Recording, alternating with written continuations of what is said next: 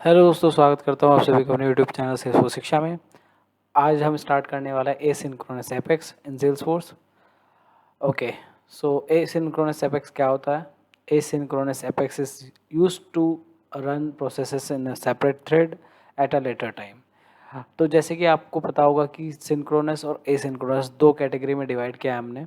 Apex programming जो होती है दो तरीके से होती है। तो सिंक्रोनस एपेक्स तो अभी तक जो हम कर रहे थे सिंक्रोनस एपेक्स में कर रहे थे। अभी जो हम करने वाले हैं अब आगे के लेक्चर्स में वो हम एसिंक्रोनस एपेक्स। तो एसिंक्रोनस एपेक्स जैसे कि यहाँ पे डेफिनेशन लिखी हुई है कि वो उन प्रोसेस को रन करने के लिए काम आता है जो एक सेपरेट थ्रेड में चलते हैं, यानी कि एक लेटर टाइम में चलते हैं। अगर मैं सिंपल भाषा में इसको आपको एक्सप्लेन करने की कोशिश करूँ तो ये इस तरीके से आप इसको समझो कि जैसे यहाँ पे आगे लिखा हुआ है कि as an asynchronous process is a process or function that execute a task in the background without the user having to wait for the task to finish. मतलब कि इसमें यूज़र को वेट नहीं करना जो नेक्स्ट टास्क है उसको करने के लिए, कि पहले ये टास्क मेरा ख़त्म होगा उसके बाद मैं अपना दूसरा टास्क परफॉर्म करूँगा। इसमें उसको वो वेट नहीं करना होता है। इसमें आप क्या करते हो कि वो एक सेपरेट थ्रेड में अपने प्रोसेस को क्या करा देते हो, रन करा देते हो, ठीक है, लेटर टाइम में यानी कि बाद में। तो synchronous apex means the entire code is executed in a single go. Synchronous का मतलब क्या था कि जो एंटायर कोड है वो सिंगल गो में जाएगा। कहीं पे भी कोई भी रुकावट आ रही है, कुछ भी आ रही है तो रोल बैक हो जाती थी चीज़ें। एसिंक्रोनस में ऐसा नहीं है कि सारा जो कोड है वो सिंगल गो में जाएगा। एसिंक्रोनस मीन्स नॉट एग्जिस्टिंग और occurring at a same time, यानी कि इसमें वो सेम टाइम में ज़रूरी नहीं है कि वो एक गो में ही जाएगा या सेम टाइम पे ही सारा कोड एग्जीक्यूट होगा। एसिंक्रोनस में, सिंक्रोनस में सिंगल गो में जाता था। एसिंक्रोनस में ऐसा ज़रूरी नहीं है, उसको हम सेपरेट सेपरेट थ्रेड्स में क्या कर देते हैं, कोड को लेटर टाइम में एग्जीक्यूट करा सकते हैं। कैसे करा सकते हैं अभी आगे देखेंगे। We use asynchronous Apex mostly when call out to external system is required.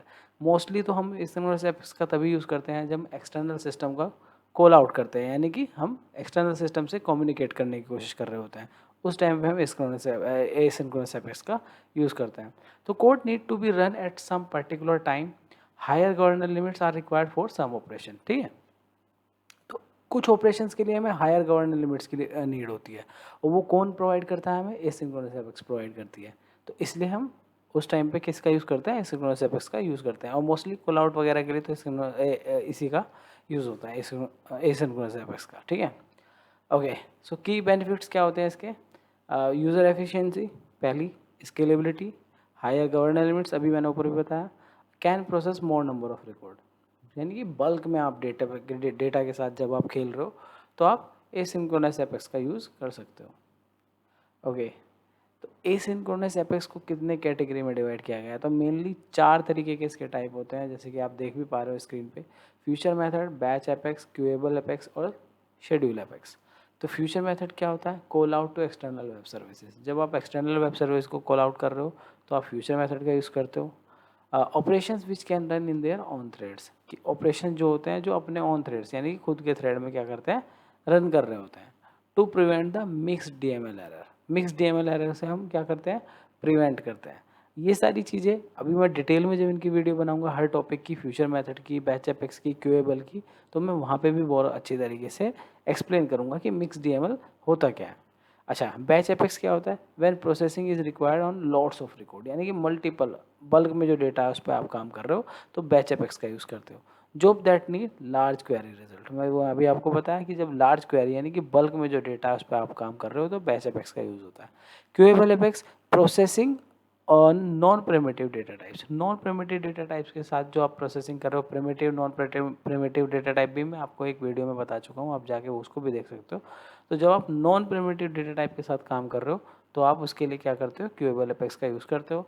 चेनिंग of job, चेनिंग of job इसमें पॉसिबल है कि एक के बाद एक, एक के बाद एक, एक के बाद एक आप क्या कर सकते हो, जॉब को चेनिंग में एग्जीक्यूट करा सकते हो। To start a long running operation and get an ID for it. तो लॉन्ग रनिंग ऑपरेशन में क्या करते हो आप, उसमें आपको क्या मिल जाती है, एक आईडी भी मिल जाती है। ये सारी चीज़ें बहुत अच्छे से एक्सप्लेन करूँगा मैं आगे, जब पर्टिकुलर इनका मैं एक एक वीडियो बनाऊँगा। तो शेड्यूल एपेक्स क्या होता है? When a process needs to be run at some specific time, कि जब कोई भी प्रोसेस किसी पर्टिकुलर टाइम पे आप एग्जीक्यूट करना चाह रहे हो, सपोज आप चाहते हो कि डेली 5 बजे मेरा कोई टास्क एग्जीक्यूट हो, या फिर मंडे की शाम को मेरा 8 बजे कोई टास्क एग्जीक्यूट हो, यानी कि कोई एक स्पेसिफिक टाइम पे आप कोई जॉब अपनी रन कराना चाह रहे हो तो उसके लिए शेड्यूल एपेक्स का यूज़ होता है। तो मेनली सिंक्रोनस एसिंक्रोनस एपेक्स क्या होता है, कितने टाइप्स के होते हैं, क्या एडवांटेज है उसका यूज़ करने के लिए, वो सारी चीज़ें इस वीडियो में मैं आपको बता रहा हूँ। ठीक है, आगे जो नेक्स्ट वीडियो है हमारा, मैं उसमें फ्यूचर मेथड और उसको एक एक एग्जांपल के थ्रू हम अच्छे से समझेंगे। इस वीडियो में बस इतना ही, बने रहिए मेरे साथ। Thank you for watching.